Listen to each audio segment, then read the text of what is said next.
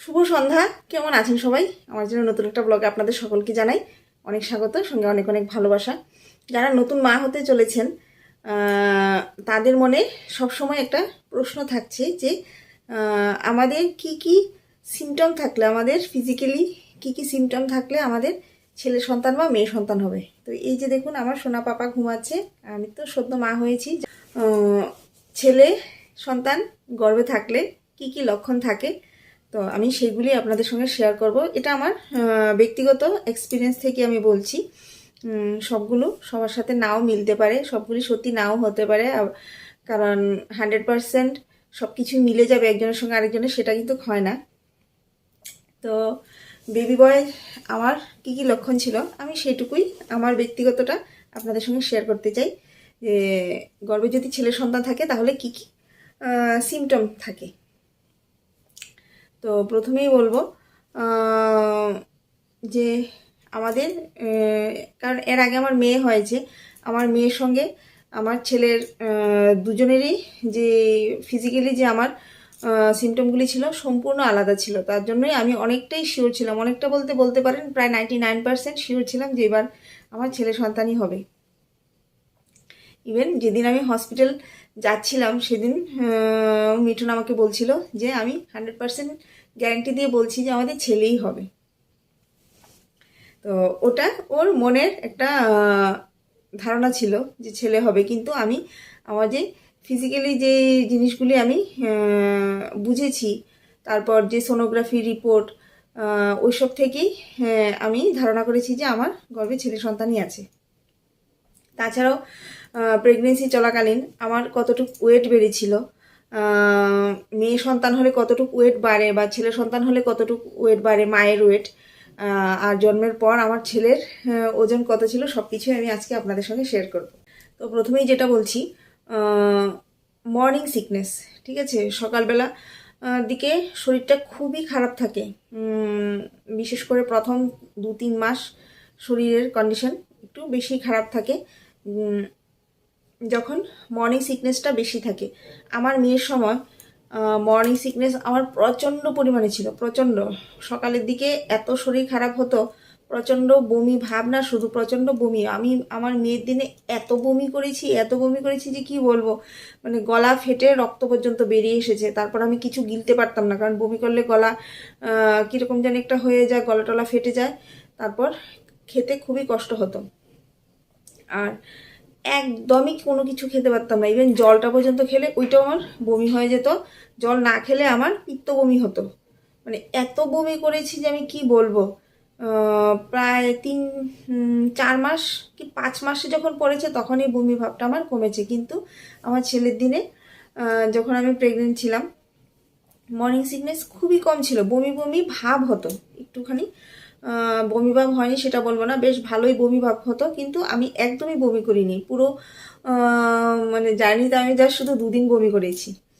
আর খাওয়া দাওয়ার উপর যে একটা অনীহা চলে আসে যে এটা খেতে পারবো ওইটা খেতে পারবো না, বা খাওয়া একদমই রুচি নয়, আমার কিন্তু সেটা হয়নি একদমই। আমার মানে খাওয়ার প্রতি আমার কোনো ধরনের কোনো না খাওয়ার যে প্রবণতা বা অপছন্দ সেটা নয়, আমি সব কিছুই খেতে পারতাম।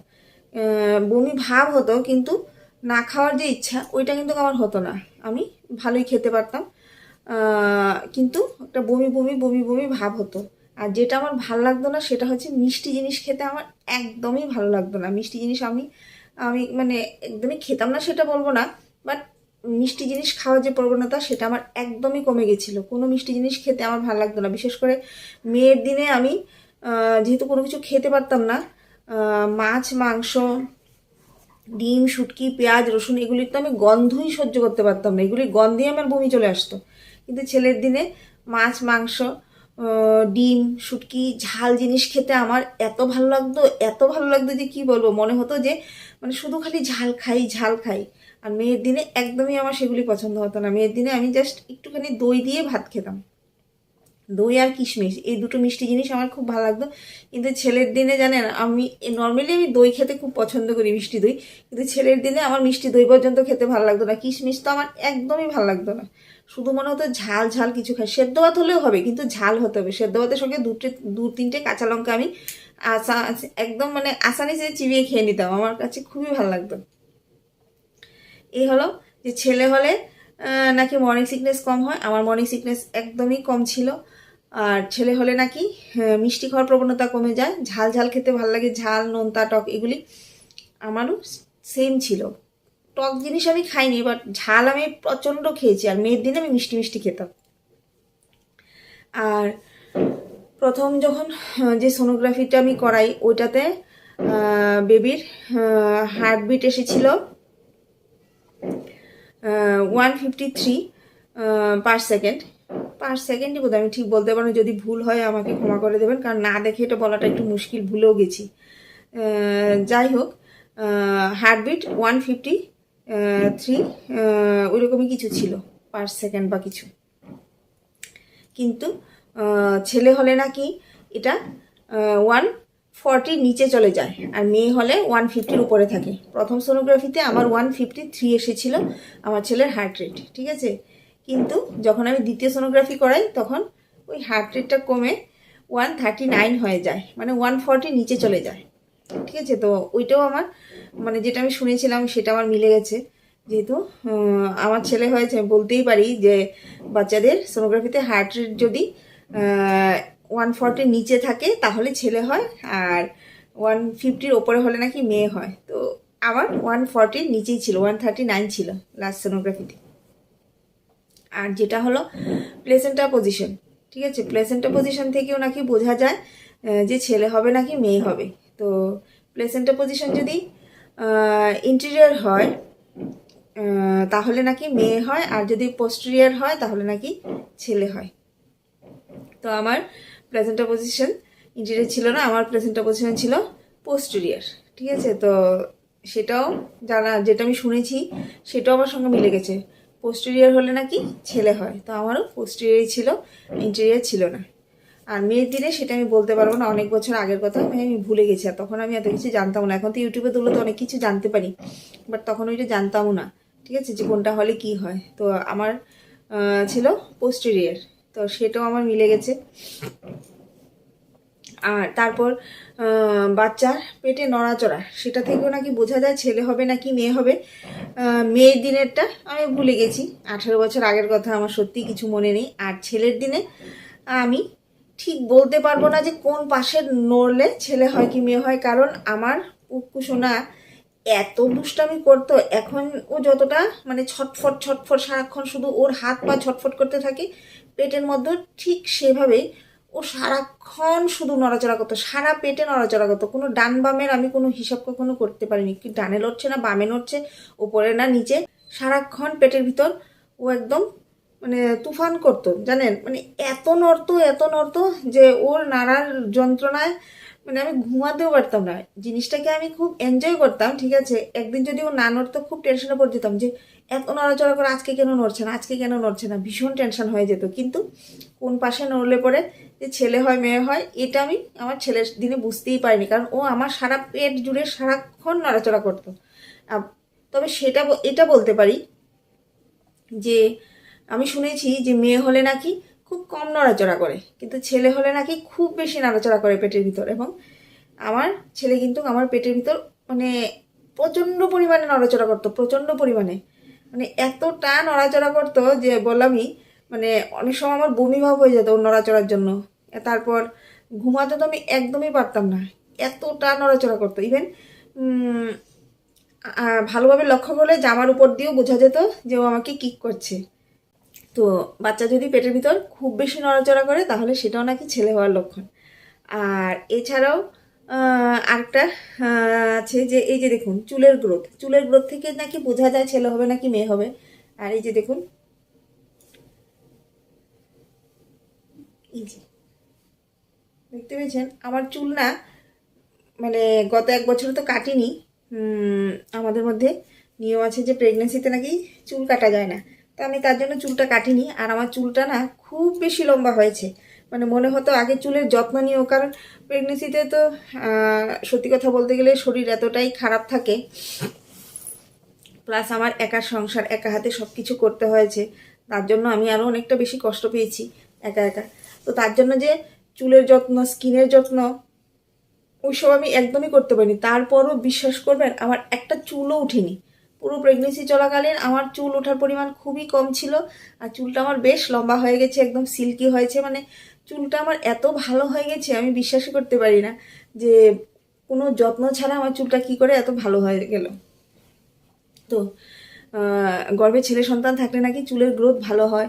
তারপর স্কিনের তো আমি একদমই যত্ন নিইনি, আমার স্কিন খুব ভালো আমি বলতে পারবো না, বাট স্কিনে নাকি কোনো ধরনের মেজ পিম্পল এগুলি থাকে না।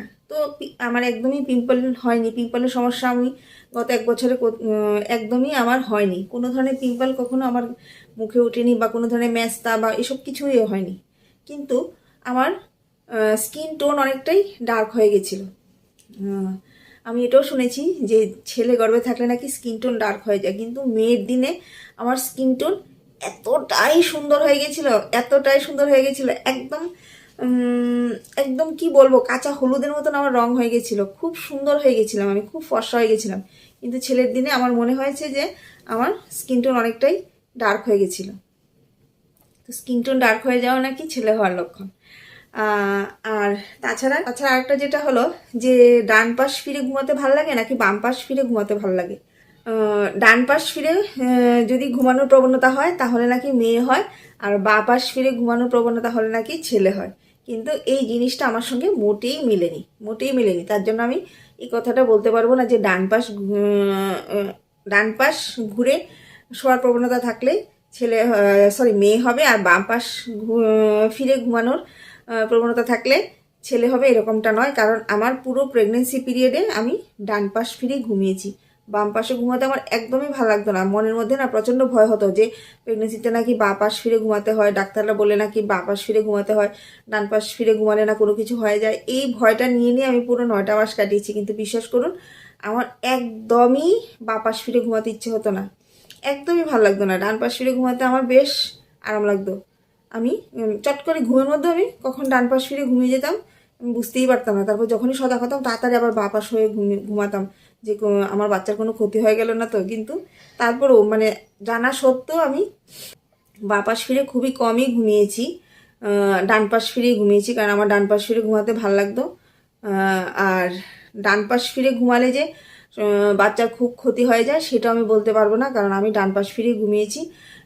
আর আমি এটাও শুনেছি বিভিন্ন ডক্টররা বলেছে ডান পাশ ফিরে ঘুমালেও কোনো অসুবিধা নেই, কিন্তু সোজা হয়ে চিত হয়ে ঘুমাতে নেই, একদম সোজা স্ট্রেট হয়ে ঘুমালে পরে, কারণ যখন প্রথম দিকে 3-4 মাস ঠিক আছে, কিন্তু 6 মাস 7 মাস থেকে যখন আমাদের বেবি পাম্প বড় হয়ে যায় তখন একদম সোজা চিত হয়ে শুলে পড়ে আমাদের কোমরের উপর প্রচণ্ড প্রেশার পড়ে, যেটা আমি নিজেও বুঝেছি। চিত হয়েও আমার ঘুমাতে ভালো লাগতো, কিন্তু ঘুমালে পরেই না, যেহেতু আমাদের পেটের সাইজ অনেকটাই বড় হয়ে যেত, তো সোজা ঘুমালে কোমরের উপর প্রচণ্ড পরিমাণে চাপ পড়তো, তারপর কোমরে প্রচণ্ড ব্যথা হতো, আর তারপর পাশ ফিরতেও খুব কষ্ট হতো। তার জন্য একদমই চিত হয়ে ঘুমানো উচিত নয়।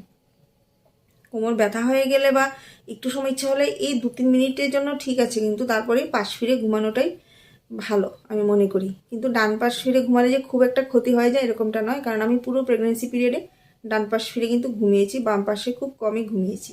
তো মেয়ে হলে কী কী সিমটম থাকে, ছেলে হলে কী কী সিমটম থাকে আমি আপনাদেরকে বলে দিলাম, মানে আমার ব্যক্তিগত অভিজ্ঞতা থেকে বললাম যে ছেলে হওয়ার সময় আমার কী কী সিমটম ছিল। তাছাড়াও বাচ্চার হার্ট রেট আর প্লেসেন্টা পজিশন কী ছিল সেটাও আপনাদেরকে আমি বলে দিলাম। আর এটা সোনোগ্রাফি ছাড়া তো জানা সম্ভব নয়, আর ফিজিক্যালি যেগুলি ছিল সেগুলি তো আমি বললামই। আর তাছাড়া হলো ওয়েট, ঠিক আছে, প্রেগনেন্সি চলাকালীন ওয়েট বাড়বে সেটা তো স্বাভাবিক, কিন্তু গর্ভে মেয়ে সন্তান থাকলে নাকি ওয়েট 10 কেজিরও বেশি বেড়ে যায়। 10 কেজি, কারোর 12 কেজি 15 কেজি অবধি নাকি ওয়েট বেড়ে যেতে পারে। কিন্তু ছেলে সন্তান যদি গর্ভে থাকে তাহলে মায়ের ওয়েট সবসময় 10 কেজির নিচেই থাকে। আর পুরো প্রেগনেন্সি পিরিয়ডে আমার ওয়েট 10 কেজির ওপরে কিন্তু যায়নি, ঠিক আছে, প্রায় 10 কেজির মতন আমার বেড়েছিল, তাও পুরোপুরি 10 কেজি নয়। আর এই 10 কেজির মধ্যে ধরুন যদি পুরো 40 সপ্তাহ কমপ্লিট করার পর ডেলিভারি হয় তাহলে বাচ্চার ওজন মোটামুটি 3-3.5 কেজি হয়ে যায়। কিন্তু পুরো সপ্তাহগুলি যদি কমপ্লিট না করে বেবি হয়ে যায় তাহলে ওয়েট তো কিছুটা কম হবে, সেটাই স্বাভাবিক।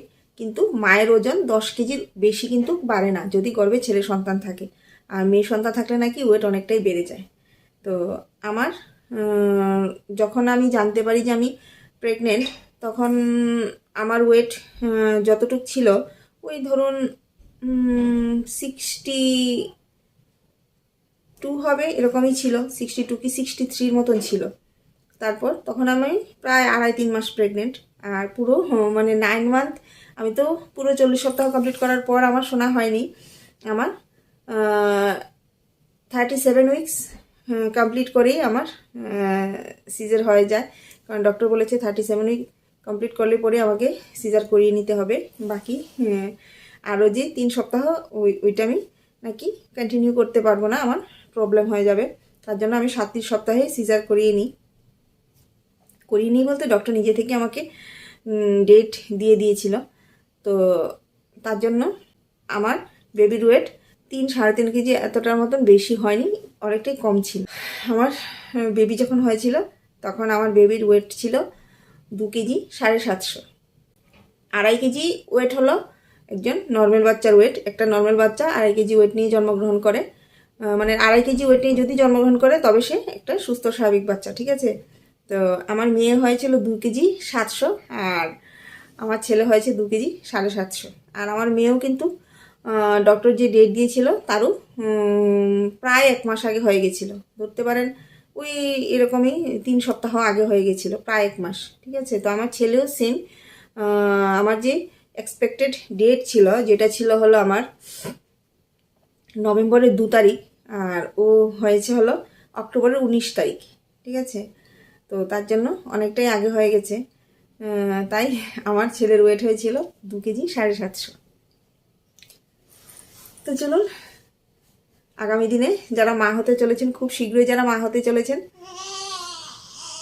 দেখুন তাদের জন্য আমার ইনফরমেশনটা কতটুকু কাজে লাগবে আমি জানি না, বাট আপনারা আমার সঙ্গে মিলিয়ে মনের মধ্যে ধারণা করতেই পারেন যে আপনারা ছেলে সন্তানে মা হতে চলেছেন নাকি মেয়ে সন্তানে মা হতে চলেছেন। বাচ্চার ওয়েট তো অবশ্যই পরেই জানা যায়, তো আমি বলে দিলাম যে আমার ওয়েট কতটুকু বেড়েছিল আর আমার বেবির ওয়েট কতটুকু হয়েছিল জন্মের সময়, ঠিক আছে। তো চলুন, হ্যাঁ, আজকের জন্য টাটা।